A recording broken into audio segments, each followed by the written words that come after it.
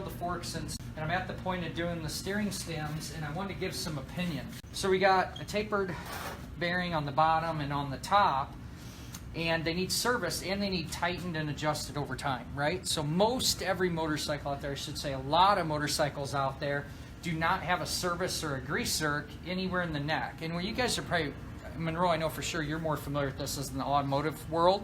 Mm-hmm. We have grease zerks everywhere, right? All over cars for ball joints and different things. On ATVs, we have a lot of different little grease zerks. But here's what I want to give an opinion on that, because I'm not a fan of grease zerks. One big reason. The idea of the grease zerk is the fact that we're going to be able to not disassemble it, and we're going to be able to pump grease in there. But what that doesn't do is it doesn't let us inspect or maintain the bearing. Does that make sense? So this is not a forever thing, but I want to prove a point. This is pretty cool. Get in here a little closer. You can see the grease zerk and see the size of this tube, the neck of the bike here. When you put a grease gun on here, do you realize in the diameter how much grease you'd have to put in there to get to top and bottom? And what'll happen is a lot of times the grease will just spit out and it won't even get up, and there's no way it's gonna like pack the top bearing. And here's proof. Look at it.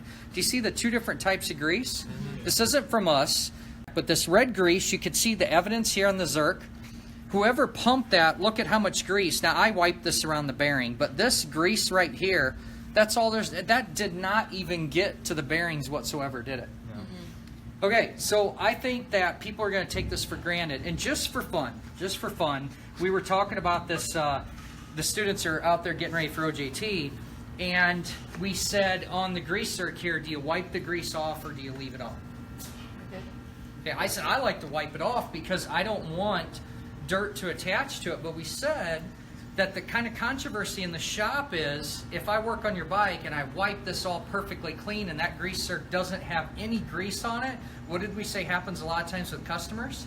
They don't think you did it. They think you didn't do it. And it's unfortunate that we're in a world like that where there's kind of those conversations actually happen where somebody's like, you know, you didn't do that. Now, so those are just some of my thoughts. It's kind of interesting to think about, you know, what's practical, what's right, or what happens in the real world. My points of view on that, a lot of times if you're doing something that's real small like a ball joint or something, they're fantastic because you're going to pump it right in there, it's going to be fine. Just not a big fan when the distance is really far apart. So think your ATVs like on your A-arms, if it's got one grease zerk in the middle of that, it's probably not going to get it everywhere.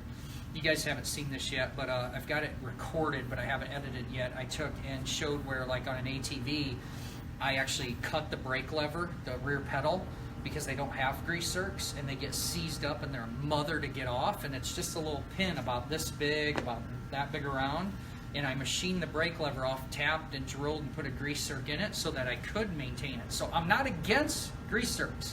I'm not thinking that they're absolutely useless. I think in this place here, if that's the only thing you're ever doing, you're missing out and you're not doing everything else you need to do.